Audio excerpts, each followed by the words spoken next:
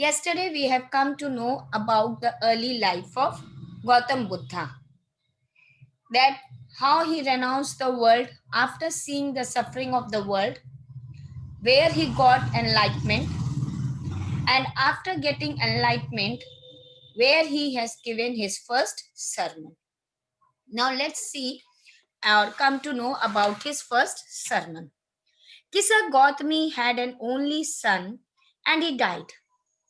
In her grief, she carried the dead child to all her neighbors, asking them for medicine. And the people said, "She has lost her senses. The boy is dead." So there was a lady whose name was Kisha Gautami. She was having only a child who died. She was so sad. She had lost her senses that she carried her dead child to every house of a neighborhood so that the child should come back to life.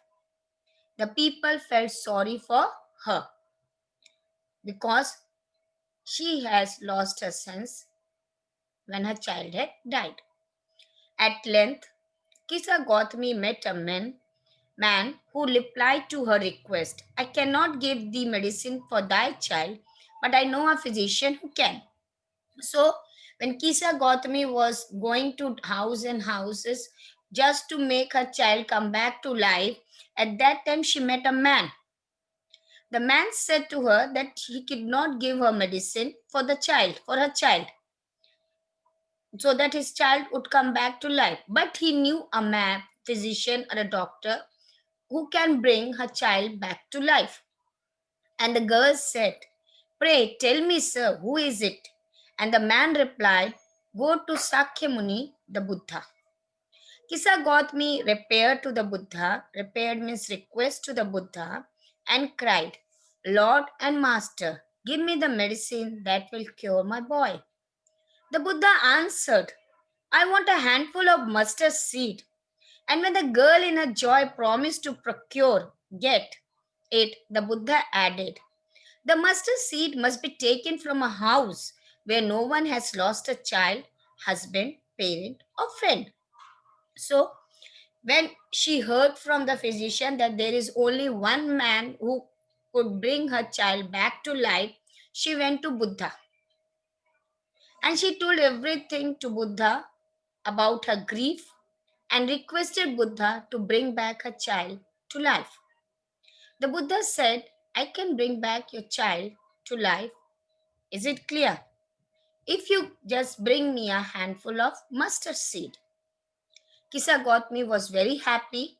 She thought this is a very small thing which Gautam Buddha had asked from her. So, out of joy, out of happiness of getting her child back to life, she agreed to bring handful of mustard.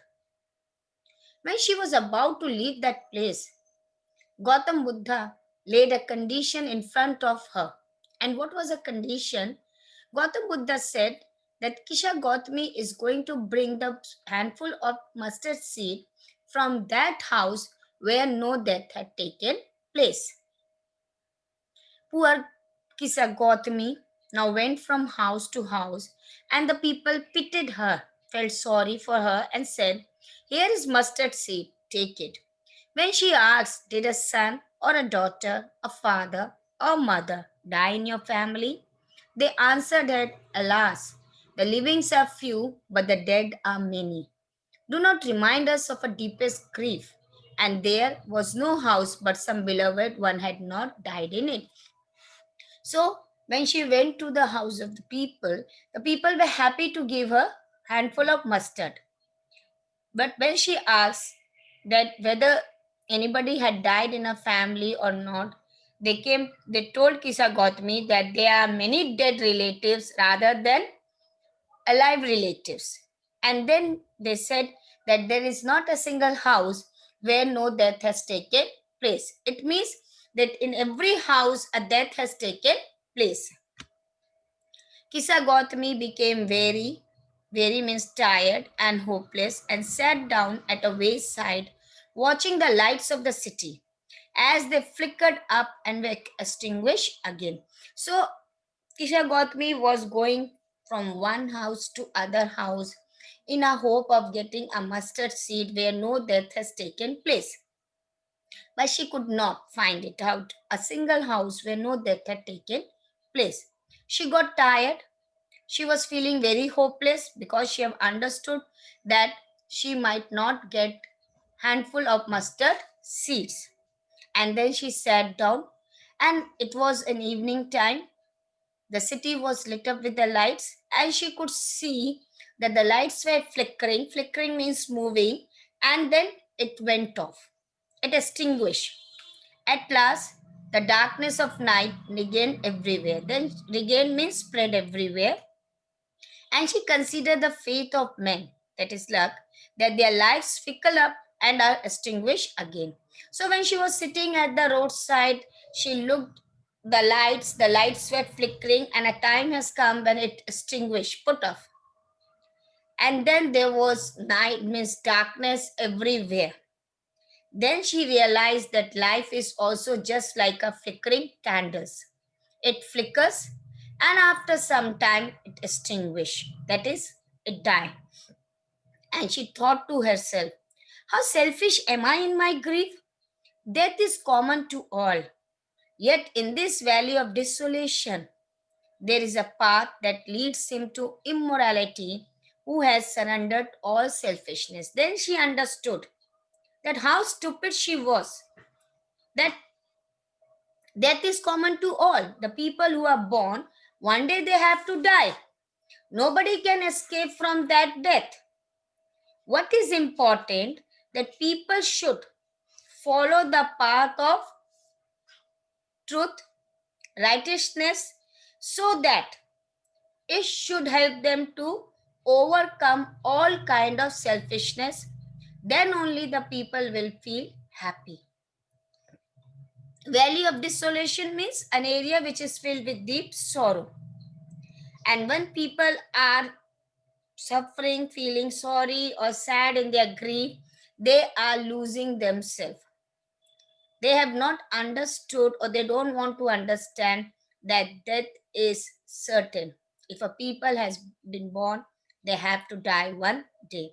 What people has to do, they have to surrender their selfishness, their grief, everything in front of the God.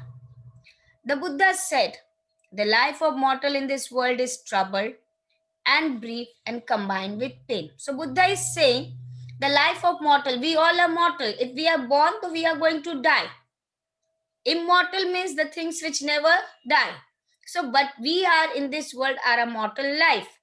And when we are having a life in this world, we are troubled. We are having a suffering life. We suffer on every step. And it's a brief, I mean, very short span. Some they survive for 100 years, some for 50 years, some for 40 years. So there is a brief period. And combined with pain, till we are living on this earth, we suffer. Any form of suffering is there, like physical suffering, mental suffering, sometimes both. For there is not any mean by which those that have not been born can avoid dying. Gautam Buddha is saying, the thing which has taken birth, they cannot avoid of being dying. They have to die one day.